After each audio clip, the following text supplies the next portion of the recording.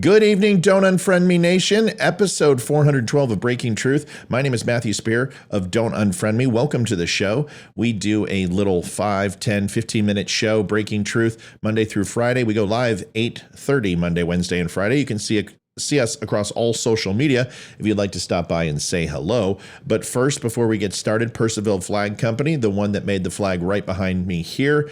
They're an amazing company. Jason and Katie are good friends of the show. If you use DUM05 at percivalflag.com, you can pick yourself up a flag. They are shipping before Christmas if you act now. And desktop flags, the small ones like the ones you see behind me here, are available right now, new release, and I think you'll like them. Give them a chance. They are an amazing company, and they are out of their garage. They are not a big corporation. Small business needs your help all across the country. Let's make sure we all pitch in. What are we talking about tonight? We're talking about the hypocrisy of the media, not covering Twittergate and Elon Musk and the Hunter Biden story not heard around the world during the 2020 election as the October surprise. But more importantly, they're now going after Donald Trump, saying he wants to dismantle and destroy the Constitution. Is that what he said? Because he says a lot of things sometimes. I will go through it with you after this.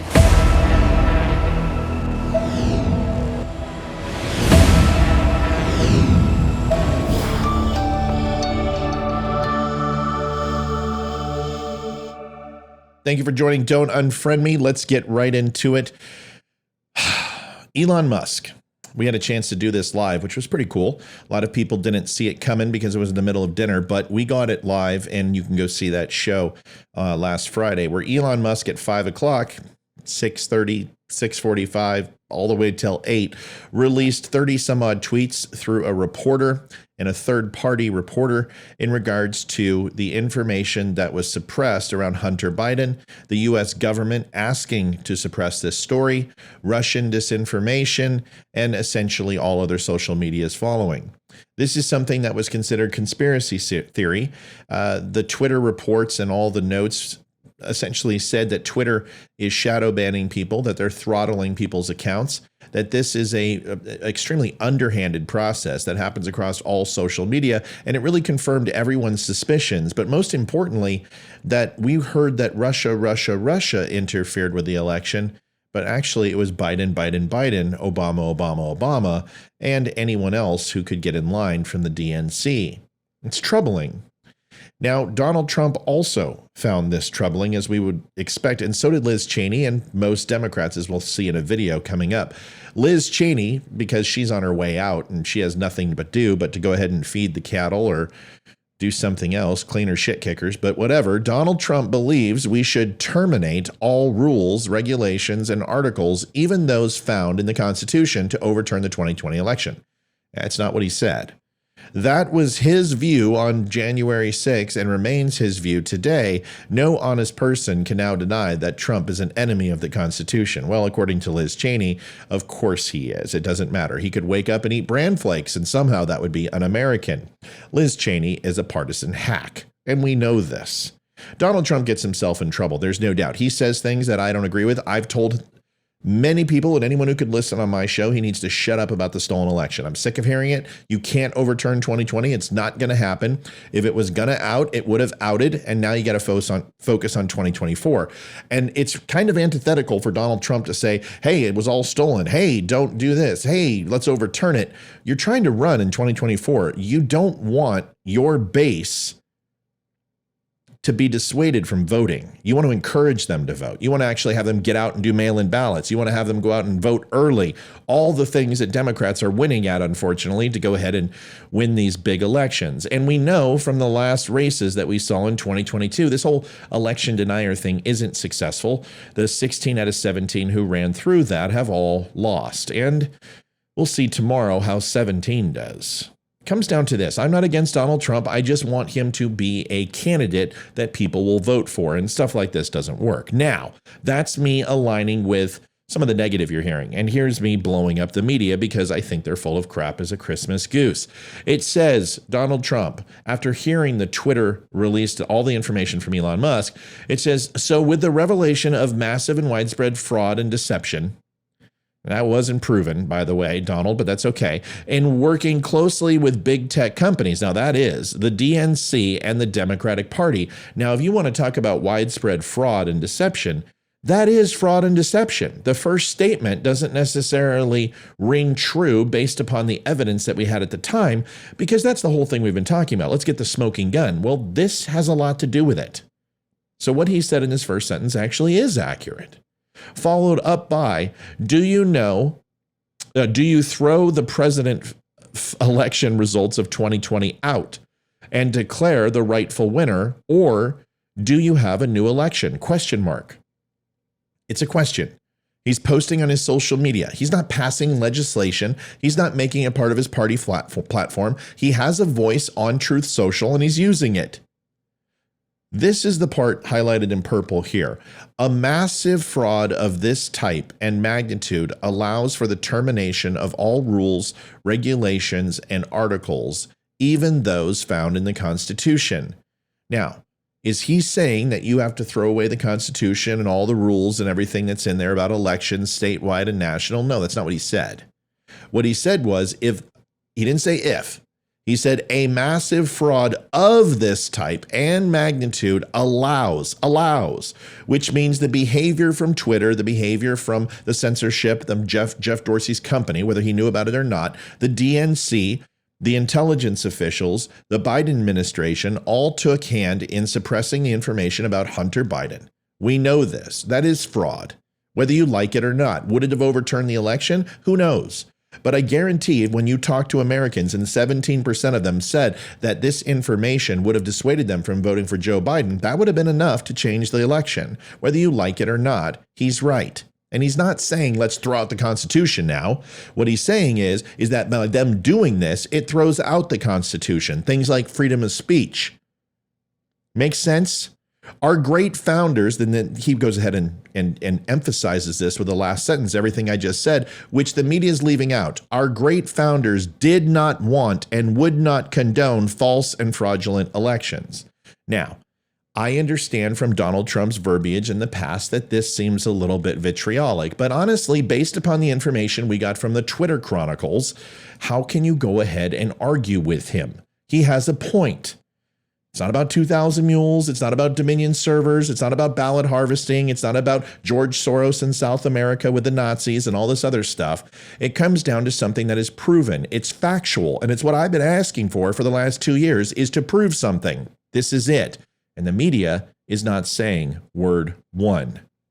To emphasize this point, let's go ahead and talk to four voices of the past. No, not the voice of Christmas present, past, and future, and Tiny Tim, but these lovely gentlemen. Remember when Donald Trump said he didn't trust the intelligence community? Can you really blame him? I mean, I'm part of the intelligence community, or I used to be, and I don't trust him very much. Jim Clapper, former director of national intelligence, Mike Hayden with the CIA. You also have John Brennan, who is a director of the CIA.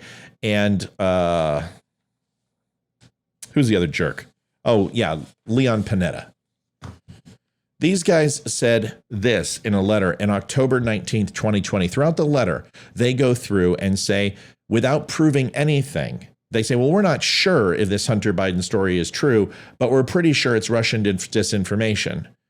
Those two things don't make much sense. In the final paragraph of this letter, which you can find on my website, it says, we do not know whether these reports and press reports are accurate. Just affirming exactly what they've said through a 3-page letter signed by everybody and their grandmother.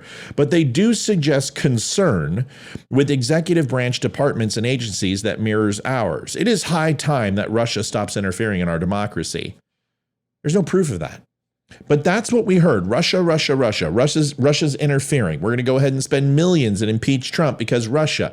It wasn't Russia interfering. It was these four yahoos. Why aren't they on trial? Why isn't the media talking about them? Instead, the media is talking about them. Good Sunday morning. Donald Trump launched his third bid for the White House just 19 days ago, believe it or not. And already his campaign and the Republican Party are being tested as he refuses to disavow the anti-Semitic and racist part of the party that he has aligned himself with for years now. Trump has been endorsed by just a single Republican senator for this third bid. First off, Donald Trump, excuse me, I was a little high there. Donald Trump has disavowed the racist elements of his party more times than Chuck Todd has sat up here and been short. The problem is that nobody will go ahead and talk about it. Nobody will give him credit for doing it. But he has done it over 300 times, disavowing Nazis and racists. This dinner where Kanye, Mayo Yiannopoulos, and Nick Fuentes showed up on, who is a sworn anti-Semite and a white nationalist. I've been talking about it for weeks. Donald Trump said, listen, I invited Kanye West. I had no idea about the other guys coming. Whether that's true or not, it doesn't matter. That's what he said. And until that's disproven, until you have some sort of invite or email or whatever, and Hillary Clinton decides to take Donald Trump's server and post it on the open web, we're probably not going to find out. But what it comes down to is you have to take him at his word. And it seemed to me and everybody else who has been paying attention that Donald Trump most assuredly has no idea who Nick Fuentes is. He's small times, he's small potatoes. However, everyone's gone ahead and associated because a white supremacist sat at the table that all of a sudden Donald Trump is now again a white supremacist, which is a little bit of a red herring. Alabama's Tommy Tuberville. On the House side, his supporters include people like Matt Gaetz, Marjorie Taylor Greene, and Paul Gosar. His former vice president, Mike Pence, former Secretary of State, Mike Pompeo, and former UN Ambassador Nikki Haley, not only they are not endorsing Trump, they're all making moves to run against him in the primaries. None of that has been announced. Mike Pence has not said anything. Nikki Haley hasn't said anything. Yes, they are flirting with ideas. Yes, they're putting themselves out there like they should, because a primary is important to an election. And we should have the best candidates possible going ahead and running against Donald Trump. So the best person wins. I think everyone would agree. Though he announced his 2024 campaign so early as a way to complicate several federal criminal investigations into him, this week, a federal appeals court fast-tracked the Mar-a-Lago investigation, ending an outside review of classified documents the FBI had seized from his home and freeing the Justice Department and the new special counsel to use them in its criminal investigation. So now, Trump is testing the limits of his ability to be a relevant political figure, and he's testing the limits of the Republican Party as he yet again embraces this extremism and anti-Semitism. Did you see how they slipped anti-Semitism in there with absolutely no evidence whatsoever? Donald Trump, 3 peace treaties with Israel in the Middle East, went ahead and put hate crimes in Florida and other predominantly Jewish areas and extended rights of the Jewish people to be protected in the face of hate crime. Also recognized Jerusalem as a capital. He has 2 family members that are Jewish. This is ridiculous. The guy is the worst Nazi on the planet, yet the rhetoric continues. The rapper Ye, formerly known as Kanye West, lost lucrative partnerships with Adidas and others because of an anti-Semitic tirade. Donald Trump still welcomed him to Mar-a-Lago for a pre-Thanksgiving dinner. Well, I don't know. It's kind of like asking Black Lives Matter and Common the rapper into the White House, or any of the other things that they have done, supporting BLM or providing bail for BLM. Listen, if you had to go ahead and disassociate with every single person that said something stupid, well, then Joe Biden wouldn't be working with the Ku Klux Klan and Byrd and people like Wallace and supporting them and speaking at their eulogies, right? But the media doesn't call out that either. And Kanye brought along Nick Fuentes, a prominent white supremacist, Holocaust denier, and anti-Semite. Trump has claimed not to know who Fuentes was, but he has not yet disavowed either Fuentes or Ye. Instead, that is absolutely not true. Donald Trump released a statement that said he absolutely is against anti-Semitism, explained everything he did for the Jewish American people and Israel. He doesn't know Nick Fuentes. How can he disavow them? But that doesn't matter. If he disavows them, then he's admitting wrong. If he doesn't, then he's a racist. He can't win. This is the thing that Donald Trump understands better than anybody. Why would you ever listen to the cancel culture and the woke left? Never apologize to them. I never will. The reason why is because it doesn't matter what you do. They get what they want. They smell blood in the water and they go into a feeding frenzy. Donald Trump's smarter than that. Trump recorded a video expressing solidarity with the mob that attacked the Capitol on January 6th. He did that earlier this week. And then on Saturday, seemingly out of nowhere, called for the suspension of the Constitution. No, he didn't. Yet another attempt to overturn the 2020 election. Trump has been politically underestimated before with these antics, and in the end, the party has stood by him when he's been their nominee. But the backlash this time is growing. Good Sunday morning. Well, it's growing because that's all the media is talking about, as always. They never focus on the facts. They focus on all the conjecture and supposition. I have said many things about Donald Trump. I wish he would stop talking about January 6th. I wish he would stop talking about the stolen election. He can do the most good when he's in office. He needs to focus on the one main issue that's facing his candidacy. He's not electable with most of America. He's not well liked. His numbers are right around Biden and right around Hillary Clinton, and that is not good. We saw what happened to them. We saw what happened in 2020. You can say everything you want about the election, but it doesn't matter. He got the most votes of any president, second to Joe frickin' Biden. Many people in 2022 won by sitting in the basement. They didn't do anything. Look at Hobbs. Now, you may challenge the election in Arizona, but that's easy to do whenever your side loses. And when they win, you don't say a word. It comes down to this. Donald Trump needs to stop making these type of mistakes. He needs to ensure that he is doing it better than anyone else. If he is going to get through the primaries and he is going to look electable, it's almost like before the race even starts, he's pulling a hamstring.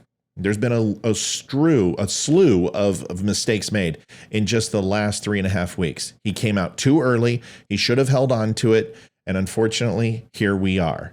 Donald Trump needs to stop talking about the things that aren't going to get him elected and start talking about policies, talk about his wins in 2016. He has a long litany of success, and he has to get the media to actually hear that for once and stop the endless string of October surprises throughout the year. Folks, that's it for my show tonight. Thank you for watching.